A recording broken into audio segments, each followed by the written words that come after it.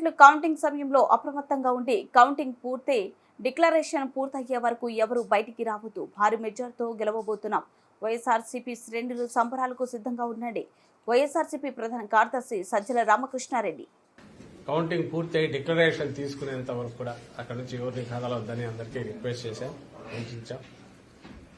So మా party శ్రేణులన్నీ కూడా దానికి సిద్ధంగా ఉన్నాయి. అలాగే రేపు 10:30, 11 అంతా సెలబ్రేషన్స్ కూడా అందరూ రాష్ట్రం అంతా కూడా సిద్ధంగా ఉండాలని అందరికీ ఆల్రెడీ పిలుపు కూడా ఇచ్చాం. ఎందుకంటే అది జరగబోయేది, it's already writing on the wall. Clear ఇది కనిపిస్తున్న నేపథ్యంలో ఎవరు ఎన్ని అపోహలు క్రియేట్ చేసి ఏ రకంగా ఏది జరిగినా జరగబోయేదేమో రేపు అది వాస్తవం. కాబట్టి అందరూ దానికి కూడా సిద్ధంగా ఉండమని కూడా అందరికీ సందేశం పంపించాం.